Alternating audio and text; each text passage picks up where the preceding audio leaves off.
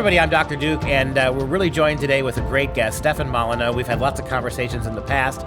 Steph, you are a kind of a raconteur. You are a bit of a media mogul, but most importantly, you and I think, have gotten along so well because you are a philosopher, and you really do care about arguments and ideas and eloquence when it comes to expressing those ideas and getting it right in spite of all the politics and the obfuscation. So I want to thank you for that. I want to welcome you to the program. Thanks. A great pleasure to be here.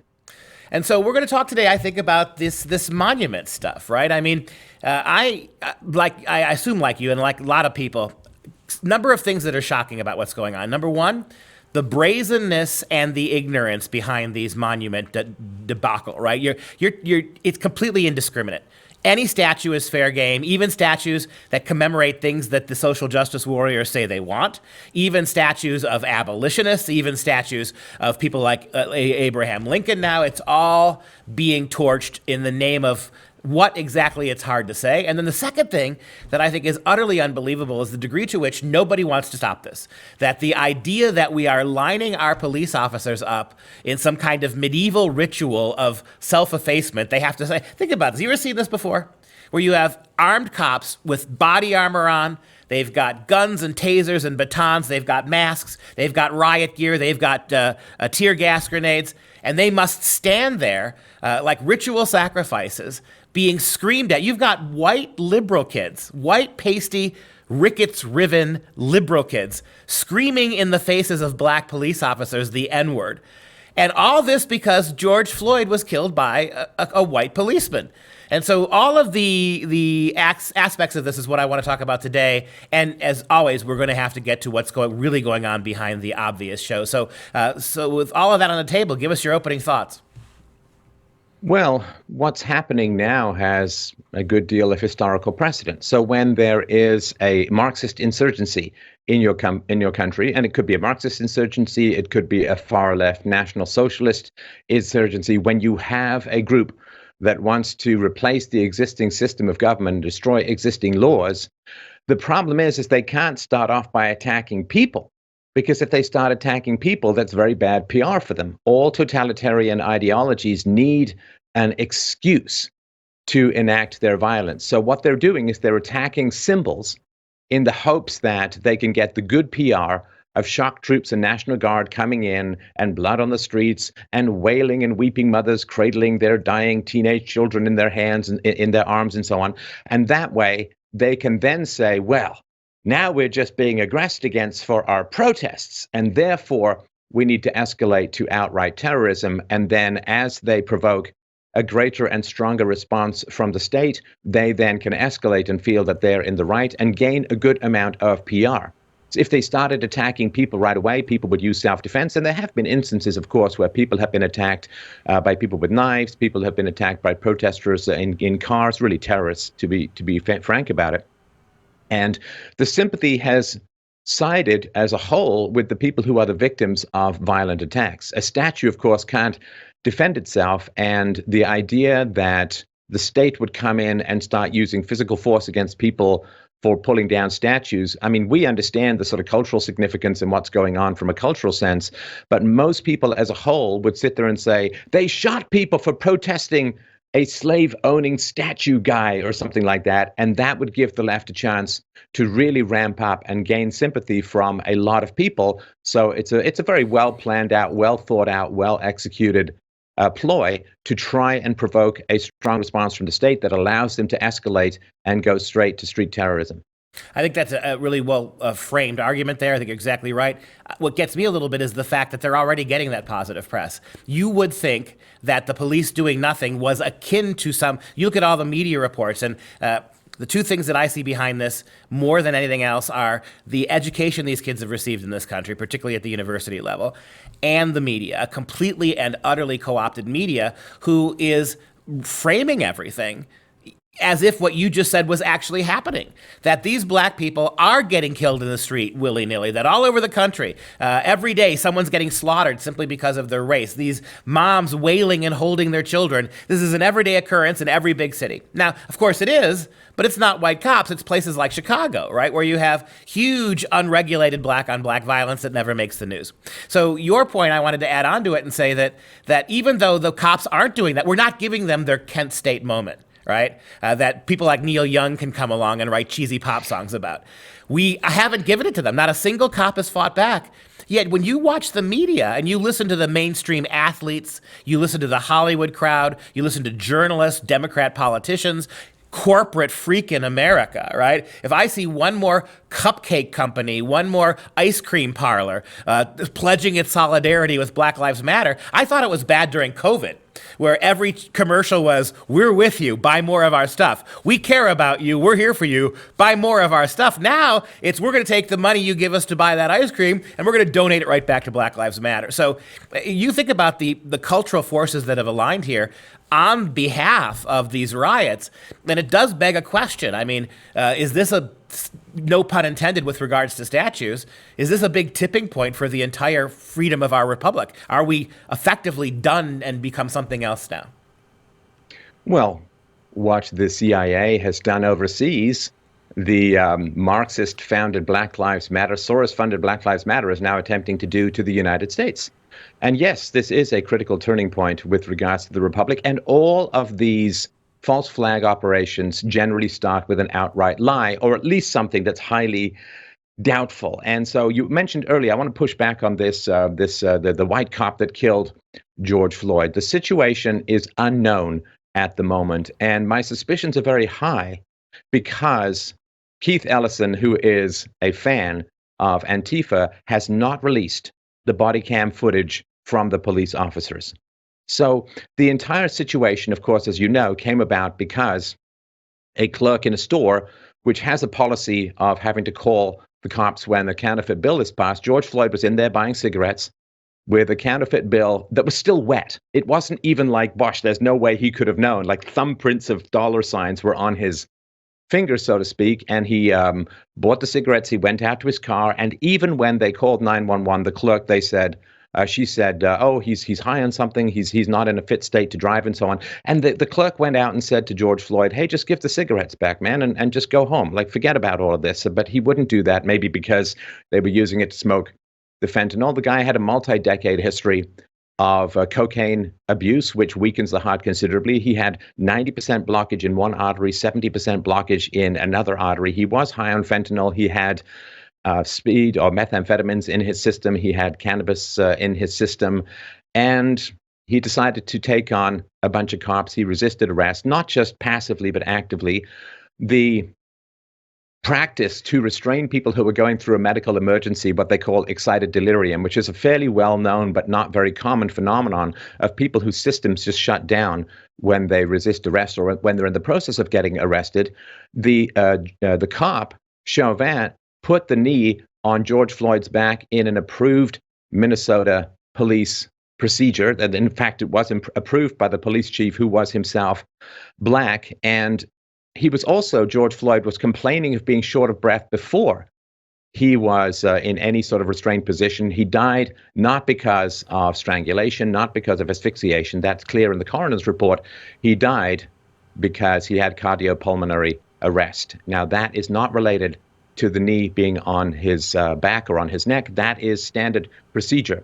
When someone is going through this kind of excited delirium, you try to restrain them in a prone position. They already called the ambulance, and the ambulance came. So we don't know what happened with this situation, in particular because a guy's complaining of shortness of breath during a very panicked pandemic, wherein one of the major symptoms of having this disease, of having COVID-19, was shortness of breath. And of course, we know that he had tested positive for COVID-19. We don't know if he said to the officers, I've got coronavirus, or I had coronavirus, I'm going to spit at you, I'm going to bite you. This is unfortunately something that criminals do to police, is to threaten them with injury. I know a cop who got bitten by a suspect and had tests and had to wait for a week to figure out basically if he was going to live or die or face some horrible disease. So we don't know what happened with this and the rush to judgment, which occurred, unfortunately, very strongly on the conservative side as well as the liberal side. The rush to judgment really allowed the dam to burst. And those of us who've been fighting back against the rush to judgment, like yourself and myself, for many years, all the way back to Zimmerman and Trayvon Martin, we've been fighting back this rush to judgment, this basically lynch mob of it's straight up murder, it's racist murder, and all of that. We held firm, but a lot of people kind of crumbled and went straight to well, it's obviously murder. And it's like, so then you have the idea that a cop with 18 years experience is just going to kill someone while wearing a body cam, while being filmed. I mean, it would make very little sense. So we don't know what happened with any finality with regards to this. We do know that he didn't die from the knee on the neck. We do know that he had highly compromised health issues. He had hypertension, he had advanced heart disease, and a body weakened by decades of drug abuse and so on, and coronavirus, which also impairs one's ability to take a breath, and that he was complaining of the symptoms that killed him before he was down on the ground. So however ugly and unpleasant and horrifying the video looked, that's kind of why we're supposed to have the innocent until proven guilty, and we're supposed to have supposed to avoid the rush to judgment, because things that look really bad can turn out to be a lot more complicated than we expect. Yeah, and to add to your really long litany of reasons to be cautious, we didn't even mention the long criminal history that this man had. Not that justifies this particular instance, yes or no, but certainly this is somebody who is used to this kind of behavior. He has a long record of it. Also, the fact that we should probably mention that Ellison's own son is an avowed Antifa member and a supporter of Antifa, and we know from Ellison's own long history running for other public office that he too supports Antifa in all of its agenda. So you've got already someone at the top of the investigational ladder here who is completely compromised. I mean, if the shoe was on the other foot, and the Attorney General of Minnesota was a former police superintendent and a law and order guy, I guarantee you the governor, the liberal governor of New York, would not have appointed him to investigate this. And so that all begs. Good. Well, I just wanted to mention as well, so George Floyd's history of criminal activity, which stretched back a long time to the point where, as I'm sure you're aware, he was part of a home invasion and pointed a gun at the growing belly of a pregnant woman and demanded money or drugs. Otherwise, he would shoot her through the baby, through the spine. I mean, this absolutely appalling behavior. What that means or what matters about that is that the cops, knowing that he has gun charges in his history, are going to be particularly wary and scared of him. You know, he was a huge guy and he looked fit. You know, Eric Garner was a sort of different matter. The guy who had asthma, he didn't look fit, but this guy looked strong. He looked fit.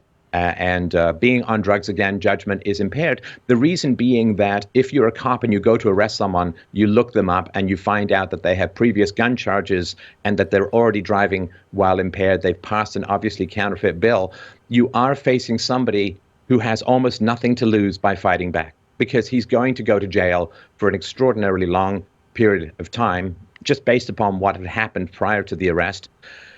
And so given that situation, we also can see him throwing away what looks like drugs when he's sitting up against the wall. So the problem is the guy has a history of extreme, absolutely sociopathic violence, previous gun charges, a long history of criminal behavior. And what that means is cops have to be extraordinarily careful and scared, reasonably so. You know, it's one thing to pick up a cat, it's another thing to pick up a tiger. And so it's not that, again, it doesn't justify anything that happened to him if it was the cops' fault, but it does matter because the cops are going to be on full alert and extraordinarily cautious and alarmed with this kind of history. Yeah, and you had mentioned a little bit earlier the dam broke, right? Because the dam broke and you had some of the conservative condemnations actually came first. You had the liberal condemnations immediately, and the riots took place. And let's talk about that dam bursting for a second, because it seems to me what's changed now from the former iterations of this is that dam, right? That dam of First Amendment protection, that dam of this happens so seldom, this dam that, hey, even if the cop is guilty, we've got to give him the due benefit legislative process, as we saw in the case in Missouri, right? The hands up, don't shoot stuff turned out to be a complete lie. I'll bet you there's not 1 in 20 Americans who knows right now that that was a lie, a demonstrable, provable, right? They believe the little soundbite, right? Just like they're going to believe for the next 100 years, I can't breathe. That's going to be the only takeaway from all of this. But the dam breaking, it seems to me, is what I introduced at the beginning of the segment here. The degree to which, Hollywood was always going to be on that side, but academia and just staggeringly the corporations. It seems to me, and this is a big deal, when I think of fascist movements, what in my mind separates fascism from communism, and really there's not a lot that does, but one of the things that does seem to separate is that in socialist systems, communist systems, the government simply appropriates private enterprise. In fascist systems, they are co-opted, the corporations. They voluntarily go along with what government is doing, with the revolution in the streets, in order to protect their own corporate line, number one, not to be absorbed by the government, but that very quickly involves them in repositioning, restating, re-emphasizing what the protesters in the streets are doing, right? That the problem is the system. And so you see our corporations now, and almost unilaterally, they have decided that they're joining with the protests on this. And that's one of those dams, isn't it, that broke? So it is a very big challenge for corporations. As you know, corporate executives, I've been on a board and I understand how this works at a very personal level. So if you're on the board, you have a fiduciary responsibility to maximize the value of your shareholders. That does not give you the permission. In fact, you can lose your job or even be sued by shareholders for damaging the value of their shares if you take a stand that goes against widespread, massive popular opinion, thus harming the brand. People will organize boycotts, and you may have mass walk-offs from employees. And so as an executive, you do kind of have to be a bit of a weather vane. You do have to follow popular opinion, because a business is not a place for taking moral stands. It's a place for profit. Now, of course, you can say, but in the long run, they'll be vindicated and so on. But unfortunately, business executives no longer really plan for the long run. And I saw that again when I was part of a company that went public. Everybody was literally checking the stock price every 5 minutes to see if they were wealthy or not. It's very much the next quarter. And if you were to take a stand, bring down the wrath of the crazed lefty media upon you, people would organize boycotts. You may even have violence directed at your stores, which would not be at all uncommon. And then you face maybe lawsuits from employees who get injured during riots that may attack your stores. It is really, really tough in the current there are witches everywhere hysteria of the unthinking masses being led around by the nose by the highly manipulative and sophist-based lefty media. It's really hard to take any kind of stand without facing significant financial and legal consequences. So I can kind of understand why businesses do that cost-benefit calculation and say, well, we can put out a statement in support of Black Lives Matter, and that's going to buy us some peace, or we can try and take some stand and have, all the lunatics in the known universe descend upon us, our share price, our stores, our employees, and that's going to be pretty terrible for business. So unfortunately, it's not, I don't really blame the businesses. I blame the public schools. I blame the fact that we have a whole generation of people who have been raised to feel, to react, to rely on the lizard brain rather than a higher human consciousness. They don't know how to think. They don't know how to reason. And because of that, they're very easily manipulated. And of course, these two things are not a coincidence at all. So, and I think it's well said. And the idea here, the question I want to get at, and we're going to have to, I want to get into the schools a lot here, because I think what's going on in the universities, and we've talked in one of the very first programs we did together was cultural Marxism, and boy, is that now prescient, right? That was probably 4 or 5 years ago, and you're right, you're seeing the consequences of that as it is run through our institutions, particularly our schools. So I really want to get at that and make that a big focus of what we're talking about. But while we're on the topic that you just mentioned, so it turned out that in 2016, there was a larger silent majority of people who wanted law and order, who wanted to push back against this kind of extremism. It gave us Donald Trump, for good or for bad, and certainly better than it would have been with Hillary Clinton. Is that still true? I mean, just like they did in 2016, 2015, all the polls now are telling us, right, that all this chaos with the COVID, all this chaos in the streets, that Trump is underwater in all the battleground states. He's losing majorly across the country. As somebody who's watched this kind of stuff, this manipulation before, compare right now, 2020, midsummer, to what we were seeing the same time 4 years ago in 2016, right before the election.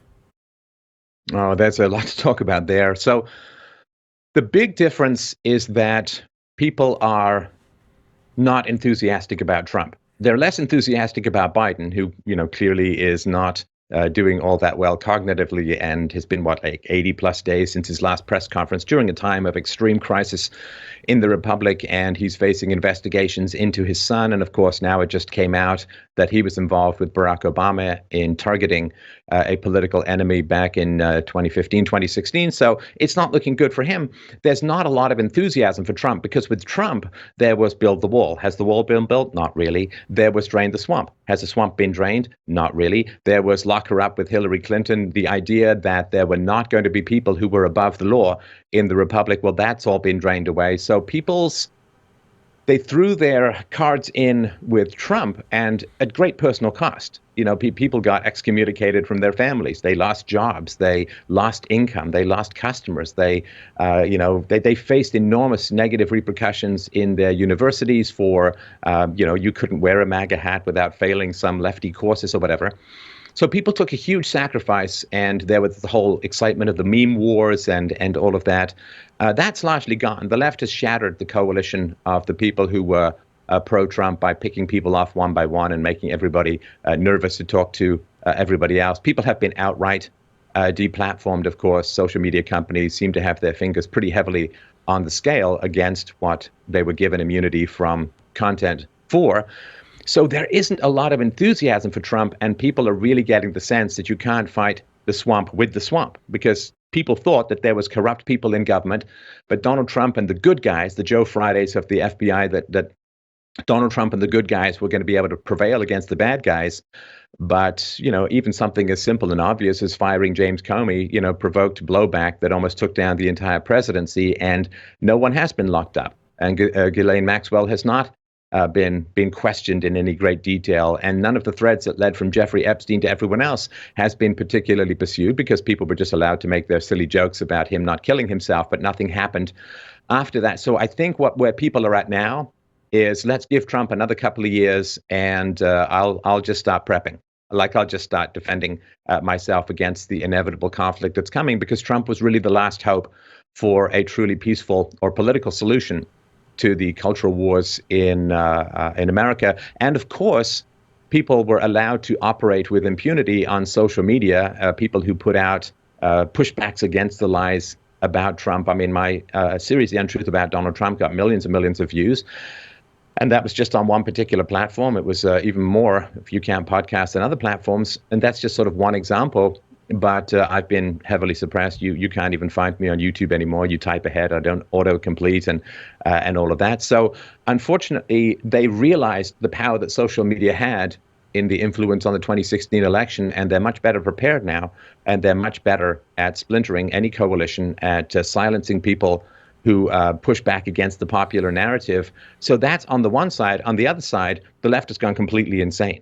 Or rather, their complete insanity has manifested itself in, takeovers of significant portions of Seattle, of physical attacks, of just the general lunacy of attacking monuments, even of abolitionists and so on, claiming to care about slavery when there are, well over 100 million slaves in the world right now that nobody seems to care about at all. But apparently the 5% of whites who owned slaves in the South 150 years ago are the big issue for the black community. It's all nonsense. It's just the usual Marxist trick of saying that all disparities in outcome are the result of prejudice, not perhaps different abilities, not perhaps different cultures or different motivations or anything like that. So right now, people, I think, will do the slow, sad baton death march to the voting booth, and a lot of people will vote for Trump, but it's not without the sense. It's without the sense of enthusiasm and possibility of a renaissance that was going on in 2016. It's like, okay, we'll take one more swing at the bat, and hopefully we can stave off disaster for another couple of years, so I can get lots of food in my basement. Do you, related to that, so the other thing that troubles me a lot too, that I think Trump did drop the ball on, is why are we only now beginning? We are 2 months away from the election, 3 months away. Why now are you just only starting to ramp up some of these investigations? Because here's the thing, whatever Barr finds, whatever Barr is prepared to do, by the time he's ready to do it, the election happens. And if you lose, it's all gone. Everything you said, all the things about Hillary Clinton, all the problems with Joe Biden, all Joe Biden's corruption, all the dangers with his son, if all it takes is a Biden win, and that will never see the light of day again. Why you waited so long to begin to ramp up this kind of stuff? Some of that is the foolish fighting between Trump and Sessions before you got Barr in there and all that other stuff. I expected a certain degree of a big learning curve for Trump, who'd never been a politician, who said the right things about the swamp, but never actually had to fight them from inside the system. And so there's some of this is outside of his purview, other things he could have handled better. Let's transition to talking about the schools, if I can get one more direct opinion from you on this topic. So do you think there are enough tired, frustrated, disappointed so-called conservatives now who will go ahead and grudgingly vote? Are there enough of them still to replicate what happened 2016? Or in this case, would you say the polls probably do suggest that we're looking possibly at a Biden presidency? These kinds of predictions, of course, are very, very hard to make. It is important to remember that Trump won very narrowly. And of course, if you look at the Electoral College votes, which is what matters, of course, he won decisively, overwhelmingly. But when it comes to looking at the numbers of people who ended up tipping over, that it was, about 70,000, something like that. So a lot has changed since 2016. There's been another couple of million of immigrants from people from cultures and countries and histories where they tend to vote for the left, right? Immigrants generally tend to vote for the left pretty overwhelmingly. You've had 4 years of boomers dying off, boomers who would a lot of times, the older people tend to vote a little bit more conservative, and whites tend to vote a little bit more conservative, or a lot more in some situations. So you do have a mass influx of new people who are on the path, or whose families are on the path to voting for Biden. You have the nature taking off, millions of Americans who otherwise might have voted for Trump. And so there is a real downward trend. Demographics, of course, is destiny, and there is a real downward trend on conservative voters. Just look out in California, which used to be the birthplace of Ronald Reagan and other significant leaders of the conservative movement. Now conservatives can almost get maybe a quarter of the vote if they're incredibly lucky or work incredibly hard. So I think the demographics has done a particularly significant job of undermining the chances of Trump getting reelected again. But facing that, when people are seeing people jumping up and down on cop cars and, throwing Molotov cocktails and fireworks into police stations, that does provoke a little bit of a march to conservatism and law and order. And so it remains somewhat up in the air, but I don't think social media is going to be nearly as influential as it was in the past. I mean, Trump's favorite meme maker, Carpe Donktum, got permanently banned from Twitter, and other people have just been knocked off. And Milo's, of course, gone, and a lot of people have been knocked off. So it is going to be a real slog for Trump to get reelected. And of course, they should have focused on the Section 230 immunities that social media companies have for content. As long as they remain politically neutral, as long as they do not editorialize, they get these incredible immunities, which has allowed them to basically print hundreds of billions of dollars over the years since the 90s, this immunity from content, but only if they remain neutral. That should have been worked on, of course, right away, because the obviousness of how Trump was to some degree memed into the presidency was not lost on the left. It seemingly was lost on the right. And the only reason I can think about that, about why, is because, I don't know, maybe social media companies have everyone's emails and private messages and this and that, and people were fearful of leaks or things like that. So there was a lot of talk, but very little action. And now, of course, it's far too late to do anything prior to the election that would have any decisive outcome. Right. And so you and I think from the very beginning, when we were probably students ourselves, I think it dawned on us the degree to which education or miseducation or no education is going to shape our destiny. If demographics is destiny, I think that's absolutely true. Then what lights that fire is education, right? It's possible to take immigrants the way we used to do and assimilate them. And you did that largely through education. You exposed them to Americanism. You explained why America was exceptional, why freedom was better better than liberty and freedom were better than the alternatives, why opportunity was more important than guaranteed outcomes. We certainly haven't for 40, 50 years been doing that. In fact, we've been doing the opposite, right? We've been suggesting, in spite of the evidence, I mean, you've got immigrants coming here from foreign countries. Inevitably, many of them are poor. The countries they run away from, many of them are socialist.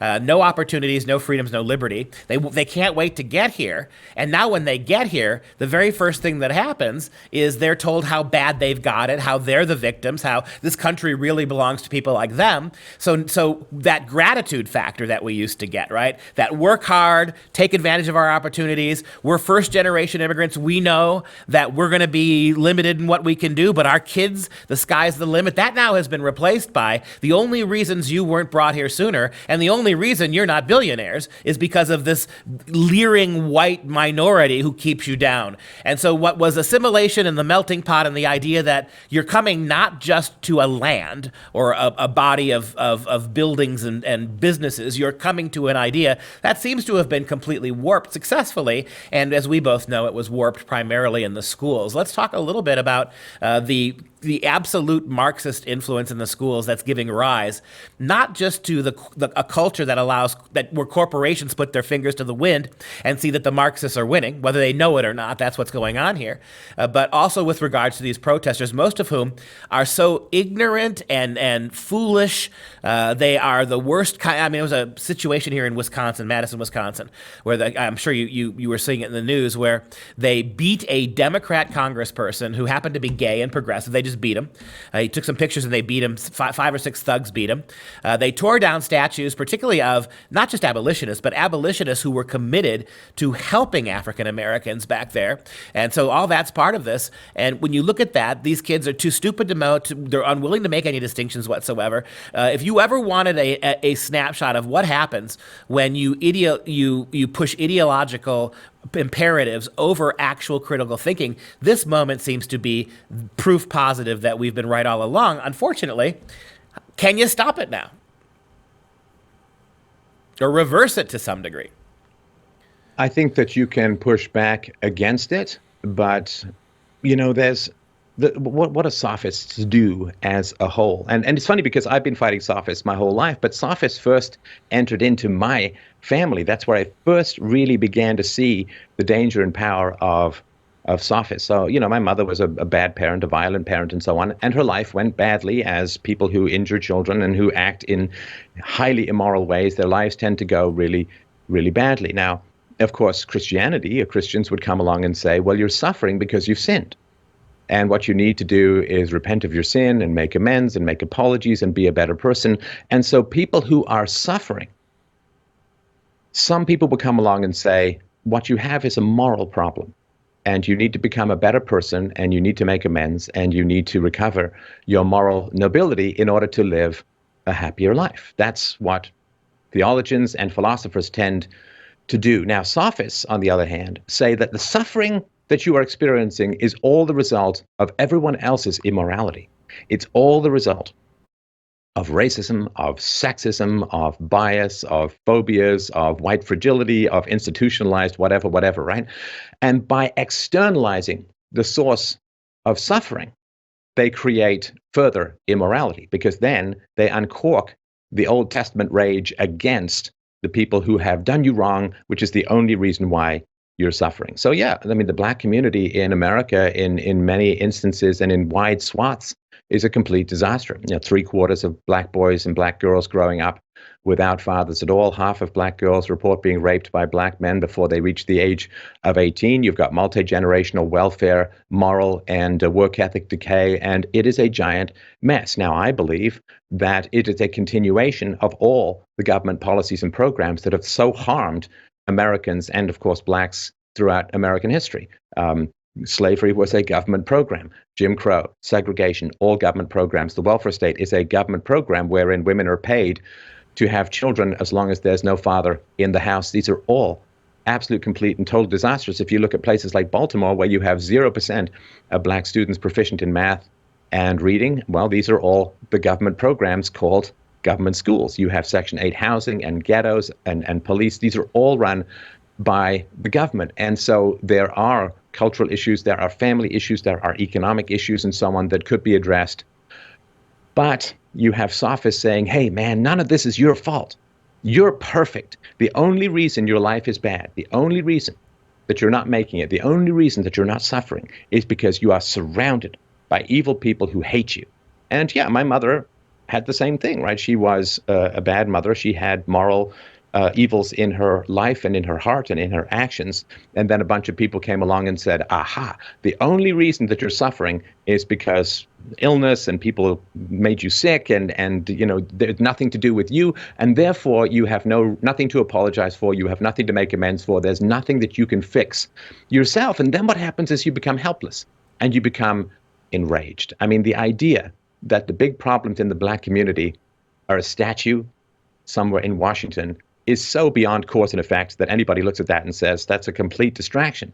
But it's a lot easier to think that your problems come from a statue than from issues, moral issues within your own community. And because philosophy has not won the battle for secular ethics, and because Christianity has largely left at least the public sphere in terms of the media, it's largely run by leftists, communists, atheists, socialists, and so on, we don't have an answer as to why you're suffering. Now, I personally like the empowered answer, which is, okay, yeah, there's bad people out there. There may be people who dislike you, but the fundamental reason you're suffering is because you're doing wrong, and only you can fix that. And if you surrender your power to turn around your ship of ethics to everyone else, and you just end up a passenger in your own life being buffeted around by the winds of everyone else's prejudices and imagined hatred, you lose power over your own life. And when people are frustrated and powerless and self-loathing, the tripwire to violence is very, very short.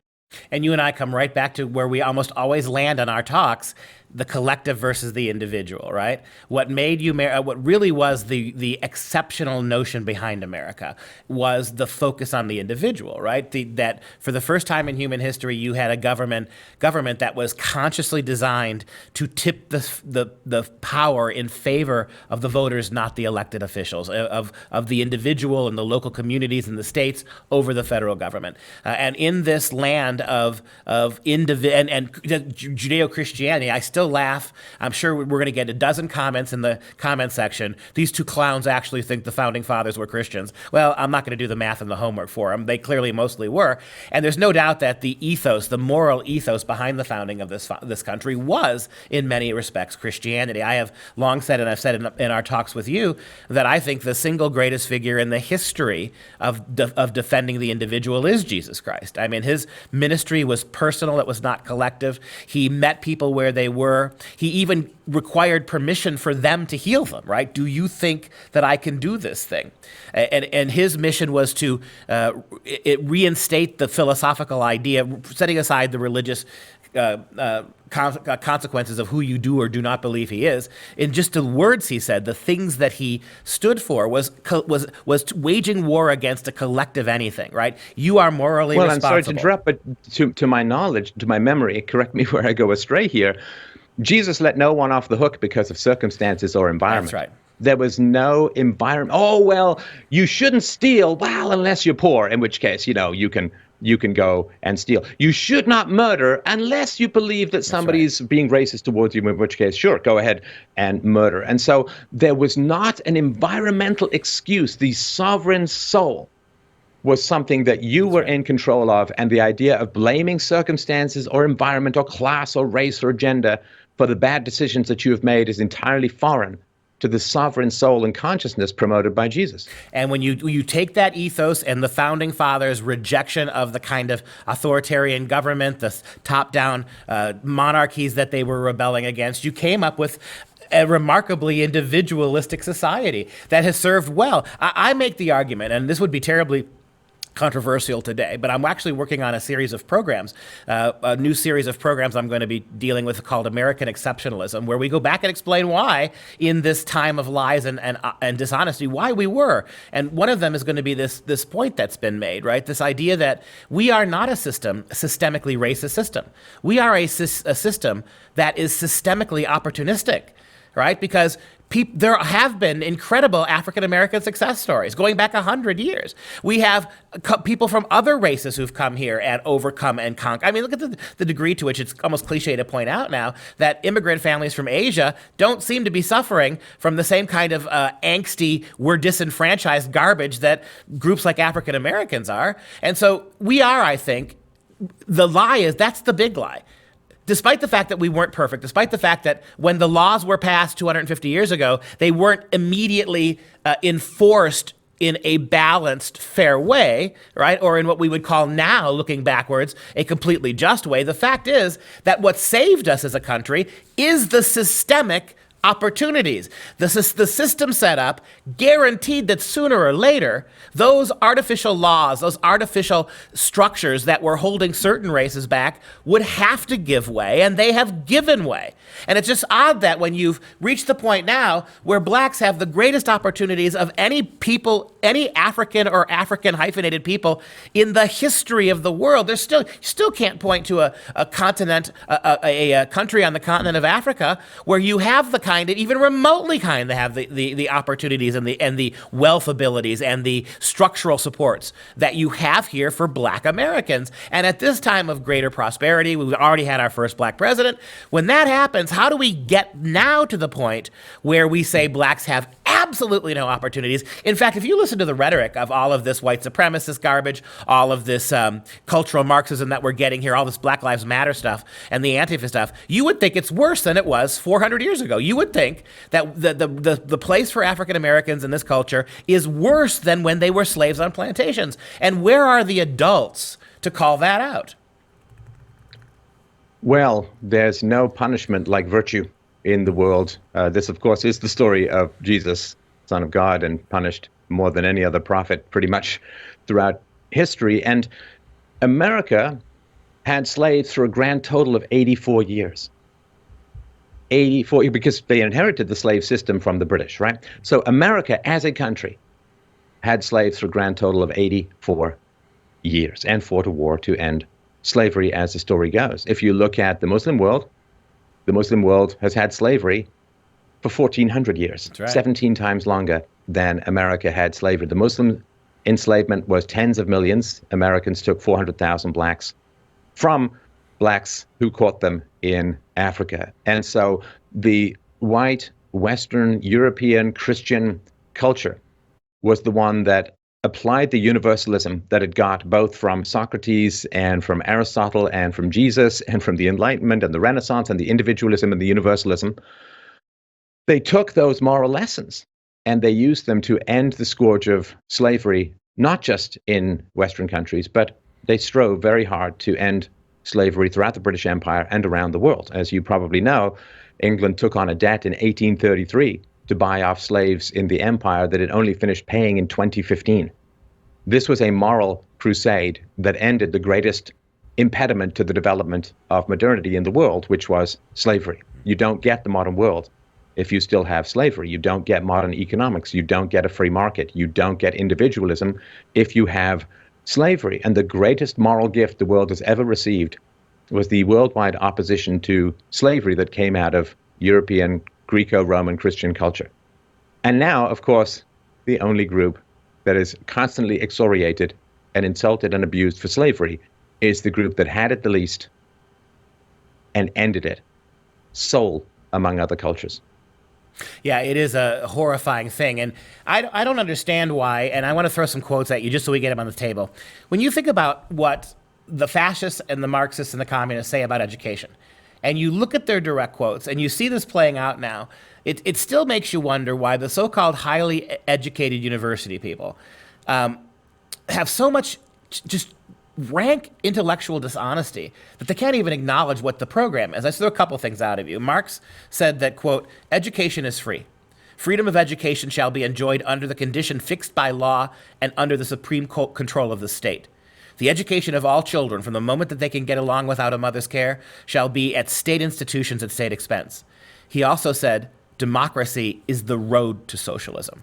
That for socialism to flourish, it has to start in democracy. Vladimir Lenin comes down the road and he says, give me 4 years to teach the children, and the seed I have sown will never be uprooted. Give us 8 the child for 8 years and it will be a Bolshevik forever. Give me just one generation of youth and I'll transform the whole world. And even more alarmingly, as Marx said, democracy is the road to socialism. Lenin pointed out correctly that socialism in all instances is the road that leads to communism. We've got a lot more of those, but let's just start there. And the Marxist infiltration of the schools. It happened before the 1960s, of course, but it was the 1960s where the ideas that were percolating for a previous 100 years finally caught hold. And rather than rebellious students trying to push those ideas on their betters, you now have a system in the late 60s where the faculty themselves had begun to adopt those things. And how successful that's been in 50 years in completely transforming the way our culture sees itself. Well, it is brutal. And I mean, Marx and Lenin were entirely correct, especially when you talk about state control of education and you're talking about it at the federal level, the Department of Education and so on, and mandated curricula across an entire country is brutal because it no longer allows for the individualistic state or county or local based experiments in education, but you get one top-down giant tattooed imprint of everything that's going to happen. And so you don't get competition among states that works at all anymore. I mean, the greatest disaster in the Republic was turning over education to the government. It's brutal on just about every level because now you have one giant central lever with which you can move the minds of the masses and you lose the free market of ideas. And fundamentally, you kind of lose free speech when the government takes over the education because they program you so heavily that although you have the technical right of free speech, you cannot entertain ideas that go against the mainstream narrative without experiencing ostracism or economic attack or just personal anxiety for bad think, for wrong think. And so that, to me, which was sort of mid to late 19th century throughout the West, that's when the nails really began going into the coffin of what happens. How can we debate when we're all programmed with self-hating Marxist lies? And of course, what the Marxists do is they demoralize you.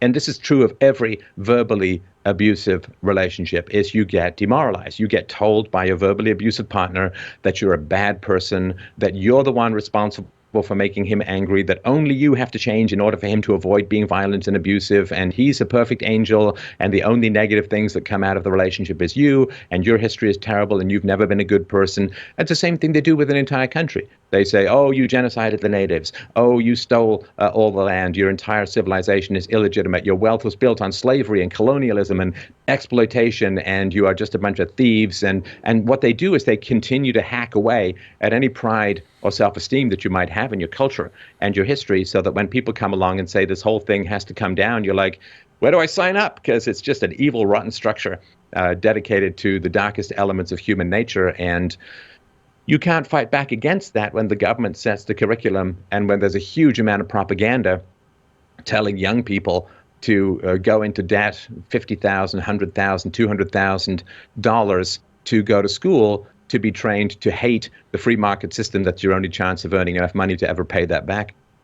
Right. And, you mentioned the American education system, public schools. 1850, Horace Mann starts the path of American public education. And he was very blunt about it, right? His entire premise was the purpose of at one point, he's got a quote where he says, we're not going to try Roosevelt, John D. Rockefeller, who was a disciple of Horace Mann and John Dewey. He actually said, we're not going to try to train your kids to become philosophers or wise men or scientists. No, the purpose of the public schools is to control children. Horace Mann said, we are creating a public school system not for educational purposes, but so that we can mold children in the form of the state. And this was from the very beginning of this. And it almost makes you wonder why it took so darn long to get to where they are now. It's the logical endpoint of this, these Marxists. And one thing in particular that you and I both study a lot and care about is history. And as we know, history is the one thing, it's the first thing that the progressive Marxist has to do, is to go back and erase it. You have to demonize history, and then you have to reframe it along the lines. I mean, you think about the removal of the Teddy Roosevelt statue in New York City, right? You got a beautiful equestrian statue of Teddy Roosevelt, who in many ways, he was a Republican, who in many ways was very concerned, not just about the environment, but about the indigenous peoples and the legacy of African Americans. Beautiful statue. He's on horseback, and he chose to have a Native American and a standing African, a freed slave, on his side. 100 years ago, this was commissioned to demonstrate a commitment to those original peoples who are sometimes been overlooked in the history books. And now that monument itself, simply because Roosevelt's on horseback and they're not, has got to come down because it's not sufficiently. This is absolute proletarian Marxism, right? Everybody's got to be the same. The fact that Roosevelt, who accomplished all of those things, is seated higher. It's this weird. You mentioned the sophists, and I think by the sophists, also going back to Greek culture, there's that great anecdote from Dionysus, right, where the tyrant of Syracuse, where another Greek monarch sent an ambassador to Dionysus and said to him, "How do you do it? How are you able to control the people so meaningfully? How are you able to squash any kind of rebellion? I want to take back to my master that information." Dionysus took him out into a field in Syracuse, right, in Sicily, and showed him all the grains of corn, right, this beautiful grain of wheat, like miles wide. And he took his cane out, and every top of the grain, any plant that grew a little higher than the others, he nicked the top off it. And he went down 10 minutes, right? Any row of grain that was slightly higher than the other, he leveled them. And he turned to the ambassador and said, "That's how you do it. Chop the head off of anybody who seeks to get ahead of anybody else in any other way. Through hard work, through labor, through decency, through virtue." And that was the abject lesson. We've known this for 2,000 years before the birth of Marx. We've been aware of this. Why do you think now is the moment, Steph? I get that the kids have been we've had 3 or 4 generations of kids who have been fully indoctrinated here. But why have the adults all surrendered? Not just on the Democrat side. Why have the adults all surrendered this as well? We can't explain the peaks and valleys anymore. We can't explain the peaks and valleys of human achievement anymore. And it's really tragic. And it is a great issue and monstrous challenge in human life that when you have a meritocracy, there are some people who are going to do extraordinarily well. And the majority of people are going to do average. Some people are going to do really badly. And you can just look at this in terms of musical ability or singing ability or whatever. There are some people who just, open their mouths and they create glorious sounds, and they're really good at writing songs, and they're great performers. And as is the case in sports, in medicine, in investment, 95% of the money goes to 5% of the people. And that creates a huge amount of, Nietzsche identified this resentment. Resentment is really, really foundational. Now, Christianity had a wonderful way of dealing with this resentment. And it had a couple of prongs, and I'm sure you know of even more. The major ones were, okay, forget about this world. This world is just a test. It's a veil of tears. It's ruled by Satan. You're just supposed to get through to it to get to heaven. And the more beaten down you are here, the more controlled you are here, the more chance you have, in a way, of getting into heaven. So by focusing people on the salvation of the soul rather than the filling of their wallet, they did reduce to some degree the general center of the donut blob of resentment that fuels a lot of these kinds of class conflicts. And of course, throughout most of human history, it was not a very fair meritocracy, because you'd be born into aristocratic privilege or you would be born as a slave. So there was things that needed to change. With the free market, you get this extraordinary meritocracy, just like the free market in music. Anyone who's ever gone to a karaoke night knows that singing and performing ability is not exactly evenly distributed across the general population. There are some people who are just geniuses of productivity. And this is well documented in economics. It's called Price's Law, where the square root of any group of people produces half the value in an organization, right? You've got a company of 10,000 people, 100 of them produce half the value. And 10 of those produce half the value of that. So in a company of 10,000 people, you have 10 people producing 25% of the entire value of the company. And of course, those people need to be paid more, because they won't produce if you don't allow them to keep the fruits of their extraordinary productivity. So when we have a meritocracy, there's huge peaks and valleys. And I'm really kind of curious about all of those things. Like, why do some people do so well? Why do some people do so badly? Why are so many people in the middle? Why is it such a bell curve? That, to me, is really fascinating. And a lot of economists, a lot of biologists, a lot of psychologists, a lot of statisticians have really examined this. And there's lots of really interesting possibilities, things to explore. There's culture, there's family, there's IQ, there's conscientiousness as a work ethic, which is to some degree genetic. It's really a fascinating thing to explore, and intelligent people want to explore that. And also, we need to understand that the luminaries, the geniuses of productivity, are the only reason why we're wealthy.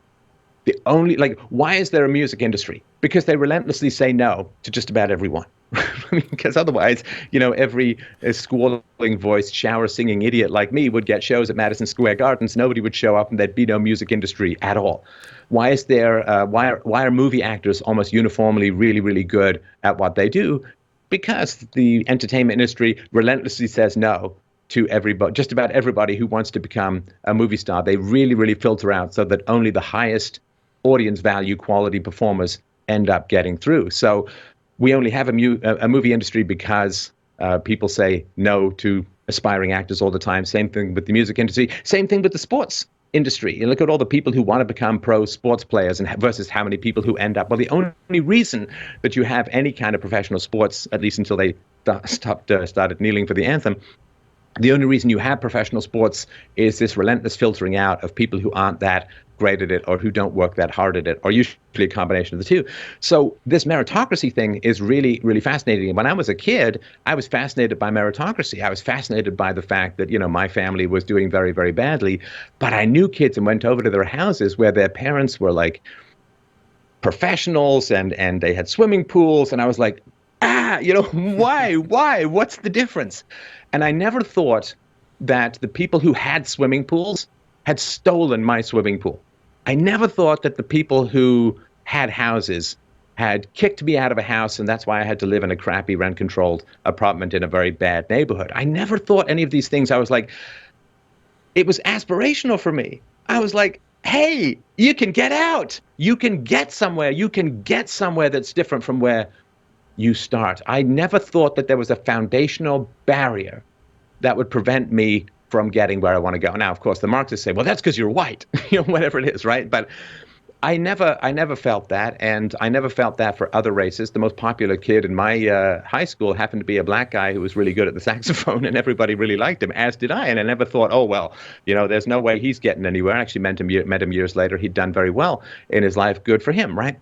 So this peaks and valleys. You got to look at society and say, okay, some people end up super rich, but it's not like they stole everything from everyone. In fact, they generally, because they're so good at productivity, they generally raise the wealth of everyone around them. I've always said this to people, look, if you want to go help the poor, go start a business and hire people, because then not only are you giving wages to people who otherwise wouldn't have them, you're incrementally increasing the wages of everyone else by taking some workers out of circulation. So when I get a bunch of Marxists and leftists lecturing me, when they've lived mostly off the taxpayer dime in universities and government work and so on, lecturing me about the poor, I'm like, just go start a business, man. That's how you actually practically help the poor. For me, for you, giving out all the wisdom that we've gathered over many decades for free to people is a way that you help people develop wisdom and productivity in their lives. The number of people I've rescued from socialist resentment and put on the path to getting good incomes is in the hundreds of thousands by now. So I'm very comfortable with the fact that based on my knowledge and understanding of the peaks and valleys, I've helped people out of the valleys onto the peaks. But all the socialists want to do is say the only reason that there are peaks and valleys, the only reason there are mountains and valleys is because the people who have the mountains stole all the land from the valleys. And we just got to raise down all the mountains, tear down all the mountains, make everything a two-dimensional flat land, and unfortunately kill tens of millions of people in the process. Sorry for the long speech, but it was a big question. It's right on the money. And I would go farther and say the reason for all these decades, well over 100 years, people come to this country, including many black and brown skinned people, was for that idea that, man, I like the same feelings you had when you saw the person with the pool. Hey, if I work hard, I can have this. I can have a big house like that, or at least my kids could. And it's interesting now that the dog whistle seems to be, let's summon people across the southern border, particularly the poorest, and make examples of them of how victimized they've been by the very culture they seek to join. All this business about cages on the border, all of the disingenuousness, things, Obama policies now that have been blamed on Trump, that sort of thing. But there does seem to be in control of the fundamental idea of why people were coming here has changed, right? It's no longer to take advantage of the meritocracy. It is to come and be compensated for what we didn't have, which I think fits your narrative exactly right. And I want to make another quick comment about Christianity as you started that comment. The other nice thing that Christianity did intellectually is it argued that regardless of where you were on the scale, regardless of what your lot in life was or your talents were, and I couldn't sing, and so I would admire singers, I wasn't jealous of them the same way you were. But what Christianity basically made, because you had a hierarchy, right? You had a system that was like this, right? It was up and down. It was horizontal. And there was movement, just like in a capitalist society. After the Enlightenment, you get free markets. And the free markets, in terms of making money, because you could have nothing and have everything, or you could have everything handed to you and lose it all. You could go up and down like this. That matched very well with the Judeo-Christian worldview that says, hey, if you choose virtue, hard work, and sacrifice, you can rise. But if you choose to wallow and be self-pitying and envy, oh boy, envy used to be one of the 7 deadly sins. Now it's the hallmark of Black Lives Matter radicalism, right? And so we took a vibrant system of motion that was Judeo-Christian values, was open markets, capitalism, where there was a lot of mobility. Anybody could do anything. And we replaced it with what I call the flat line of socialism, where everything is plotted on a completely horizontal arc, right? The idea that all you have is the flat. I think I mentioned, I screwed up my directions before, right? You had the vertical and the horizontal. We used to be charted on the vertical. Now, that flat line of the dead EKG line, right? We've got the flat line of socialism, the flat line of godlessness, because there's no place to go, right? And one of the nice reassuring things about Christianity, and you're right, there were clearly problematic aspects of it, but regardless of where you were in the up and down system, you could, through hard work and faith and duty and discipline, rise. And if you didn't rise as high as you think you wanted to, you knew that beyond this realm of giving and taking and interacting with other people, that your contribution to the entire system, in the eyes of God, mattered, right? That the soul of the peasant and the soul of the king were equally worth saving. Again, back to Jesus. He didn't spend a lot of time preaching to the rich and the powerful, the temple elders who already consider themselves saved. He didn't talk to them, right? They looked after themselves. He was talking to the people who nobody paid attention to and making that precise argument that follow me, follow the imperatives of the Bible, love God, serve other people, and whatever happens to you here, recognize that the Son of God came for you as much or more than those people who are talented at the top of the scale. And final quote from Dostoevsky, throw this at you, because I think this is where it all comes down. Dostoevsky and the Brothers Karamazov said, for socialism is primarily the question of atheism. Atheism in the modern, it's not about economics. It is ultimately the question of God or no God. And the socialist has answered that question one way, and pretty much the rest of world culture had up until then answered it another way, and particularly Western culture. And that argument now has won the day, the argument that we are nothing but material creatures, we are nothing but highly evolved animals, and consequently, it underlies a very important truth. In a culture like this, where we are nothing but highly evolved animals, where there aren't any angels to aspire to, and where the devils are just comic book characters, everything then is the jungle, right? Everything is reduced to power. And if you look at the theoretical positions that underline Marxism, or that Marxism has given rise to, modern feminism, environmentalism, queer theory, transgender theory, all of that stuff, and socialism, all of that stuff is really it's not about love, it's not about equality, it's not about mercy or justice, it's about power. What these puller downs of statures want, they don't want equality. They want to eradicate Western culture. They don't know what they want to replace it with. Chad or Chop, apparently, right? But they don't know what they want to replace it with. This is cracky. I don't know if you've seen this or not. They were asking people in Louisiana, now that you've torn down all these statues of the Confederacy, who should we replace them with? And the major winners in the poll were Britney Spears and Dolly Parton. That's so you're literally going to replace Robert E. Lee, who fought on the wrong side, but boy, look at his biography. Loved the country dearly, contributed an incredible amount, both before and after the war, to the reconciliation of this country.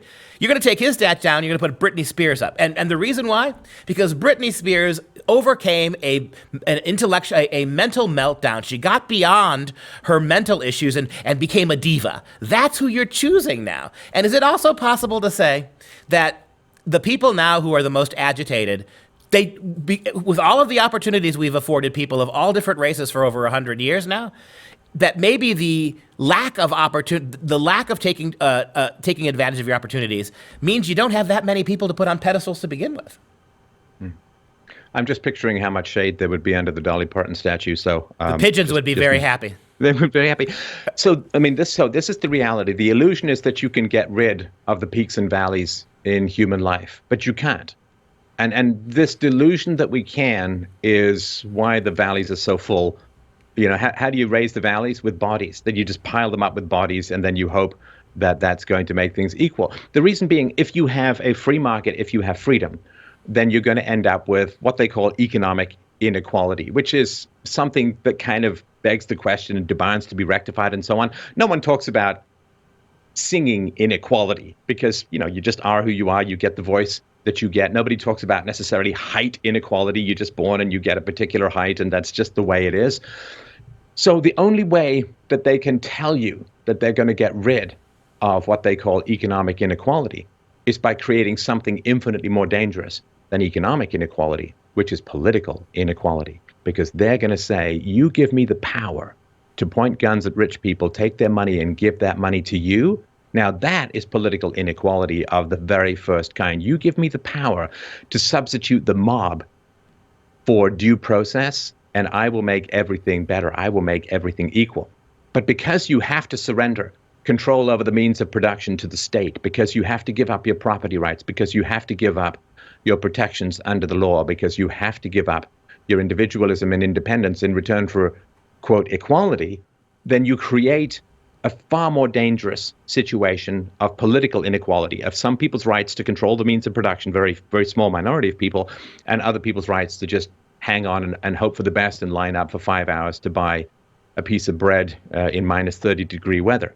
So when you dial down, or when someone offers to dial down economic inequality, what they're offering is it's a devil's bargain. I will get rid of economic inequality, but in return, you have to surrender all of your rights, thus creating a far more toxic hierarchy of political inequality, of some people having the right and power to own things while other people are specifically denied that right and power. And once you lose your property rights, man, you got nothing. Like, human rights are property rights. You can't have the right to life unless you own the products of your labor, and you can't have a right to shelter unless you own your apartment, and you can't have a right to free speech unless you own your computer. You don't have human rights without property rights. And this great promise of we will erase inequality that's the worm on the hook. The real hook is giving a small group of sociopaths all the power in their own universe to order everyone around at gunpoint. That is the far greater and more dangerous inequality than some guy having a bigger house than you. And I love what you said about the peaks and valleys of human life. C.S. Lewis in the Screwtape Letters, of course, actually created what he called the law of undulation, that the individual human's life was like this, right? That there were peaks and valleys in all of our lives that could not be, to foolishly try to erase the valleys to make everybody at peak. That's what the Marxists are doing economically, right? Let's erase the valleys so everyone only operates at the peak. But when you look at the peak, when you get rid of the valley, it's the flat line again, isn't it? And this idea that Lewis also called it the idea of I'm as good as you, right? That just because I'm alive and here means no matter how hard you work and how hard I don't, no matter what natural gifts you've been given and I haven't been given, unless you and I end up with the same bank account, the same size house, the same size swimming pool, inequity is the only thing we have to talk about. And I want to ask you, and we can begin to start winding down, but I do want to ask you too. One of the things that surprises me about this is how grovelly. I mean, we've seen the pictures of police sergeants, police commanders in Massachusetts who prostrate themselves on the floor religiously before the Black Lives Matter. We have all sorts of footage now of young white people kissing the feet of black activists while they're being shouted out through megaphones. This is where you belong. These again, religion. You can get rid of God, but I don't know. You can get rid of the religious. These are almost religious atonement penalties, right? This oblating yourself before authority. It's almost like the metaphorical equivalent of self-flagellation. The groveling nature of this. The president of CEO or CEO of Chick-fil-A who has been a staunch defender of Christian values, now comes out and says white Christians should be ashamed of themselves. They should be shining the shoes of African Americans in the streets. We have other police officers who've been washing the feet of Black Lives Matter protests for very different reasons than Jesus overtly washed the feet of his. I mean, I've read the Gospels. This is not a gospel of shame. Right?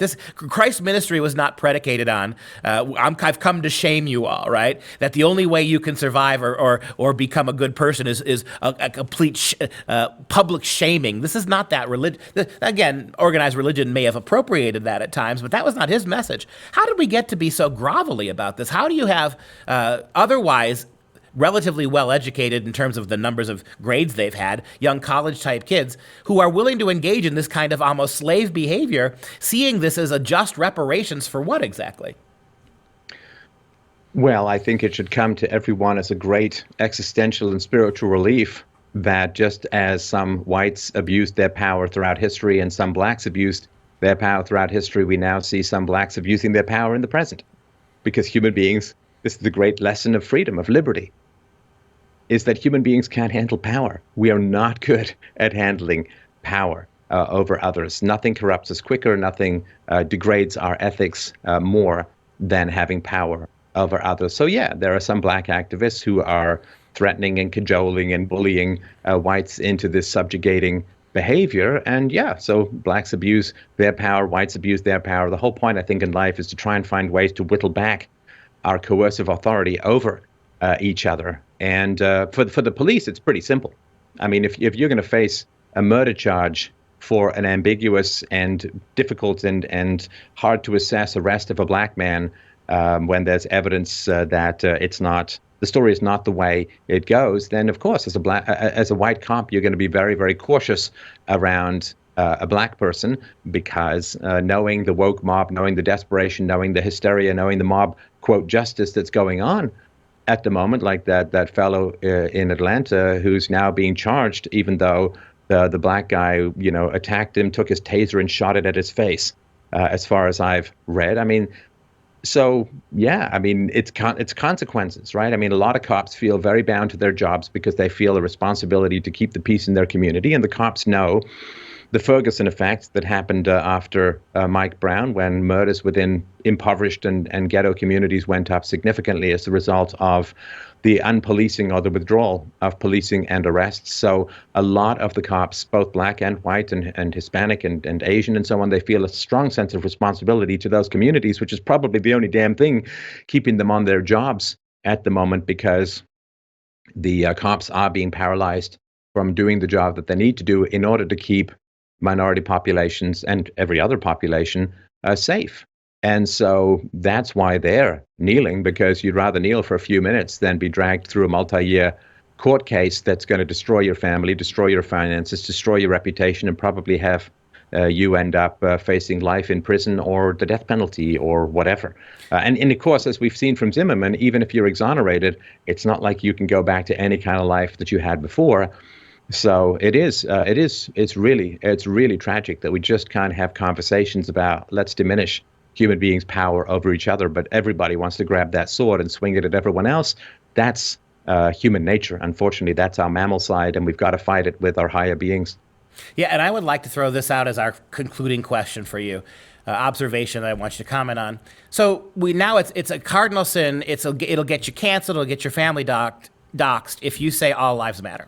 To simply say all lives matter is a rallying cry that you're a racist. And of course, as myself being a Christian, I cannot but say all lives matter, right? I mean, I cannot say certain lives matter more than others. In fact, that was the basis of racism in our country back in the slave period, right? We decided that some lives were not the same as others. And to reverse that now, and not, because I asked the question, all right, and others smarter than me have asked the question, all right, we're very concerned about a very small number, very, very small number of unarmed African Americans who are killed by white police officers. I think it was less than 15 last year. 11, I think. 11, right. So we are absolutely burning everything down because of this. But you've got last weekend in Chicago alone, 104 people shot. You have hundreds of thousands of African-American babies aborted every year. More than any other race, African-American mothers abort their babies, percentage-wise. You have black-on-black black violence that exponentially dwarfs what happens in terms of police violence. Why is it that you have this? Is there anything we can do to push Black Lives Matters to be all Black Lives Matters? And then I think you would have maybe the seeds of something that could actually be productive for Black culture. If we start to look, but the problem is, if you do that, then you can no longer just blame the system and white people. You're going to have to begin to examine African-American choices with regards to family, with regards to taking advantage of their opportunities. So it's kind of a rhetorical question, but I'd like you to comment on that at the end here. Well, no, you can't, because the Black Lives Matter movement is founded by avowed Marxists. And their goal is to inflame and provoke racial strife and racial tension in order to crack the rule of law in the Republic and take a shot at a takeover. So asking them to reorient themselves to healing racial division when the entire purpose of their movement is to inflame racial division, it's kind of like asking Son of Sam to switch to tracheotomies and appendectomies with a nice amount of anesthetic. Like, it's the wrong person for the wrong job. We do have to push back and say, look, there are disparities in economic outcomes between East Asians, between whites, between blacks, and so on. This is a conversation we need to have. Someone's going to come along with an answer. We don't want the sophists providing the answer of institutionalized racism and whatever the garbage that they throw at. They're going to provide an answer. We have to try and provide a better answer. Now, of course, the sophists, when they encounter a better answer, will try and destroy the lives and reputation of anybody who provides a better answer than their race-baiting answer. We got to just weather that storm and try and get the facts and the questions out to the general population, because we do have a fascinating topic to explore in differences in group outcomes. And the sophists are just going to want to shut down that discussion with the race-baiting, white racism narrative. We just have to try and find a way to rise above that noise and say, yeah, this is an important conversation to have. There are lots of possible answers, but we're not going to get to the truth if we accept a pretend answer instead of a real question. That's well said, and I think that the more we've rapidly almost accelerated the process of secularization and materialization, divorcing people away from anything more than the animal realities of life. That's taken a major toll. And on the other side of the coin, we've got an education system that no longer has educated. There are a lot of people out there who instinctively rebel against what's going on, but they don't have the critical thinking skills from the schools to be able to articulate why there is a better way than the way they're seeing it in the streets. That's what takes hope away from me a little bit, is the sense that many of us who know better ourselves can't articulate what needs to be done or what really went wrong here. And so we're guilted then very easily into supporting these missions because we do have good hearts. We do want to see any kind of potential systematic unfairness rectified. It seems to me that the whole argument of white supremacy is completely undercut, if not obliterated, by the fact that you can have these hordes of white and black protesters who quickly become rioters deface every major monument in the country, to take over city blocks of major cities, and to receive no response whatsoever from the so-called white authorities. That, by the very definition of white supremacy, seems to be able to undercut that. I just don't know how many people recognize it. Well, of course, as the old saying goes, if you want to know who rules over you, look at who you're not allowed to criticize. Well, criticizing white males has been a very easy armchair sport, just as criticizing Christians has been for many decades. That tells you where the real power is in the country. And it's not with the whites, certainly not with the white males. Steph, where can people go to find more information and watch more of your shows and maybe even donate to your causes?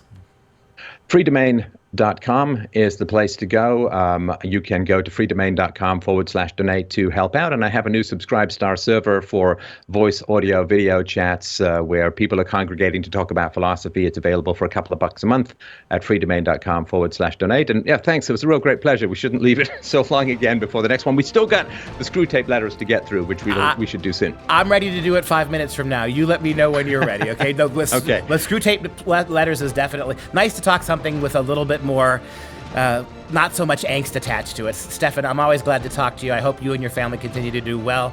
Stay safe, and we'll be back with you again soon, I hope.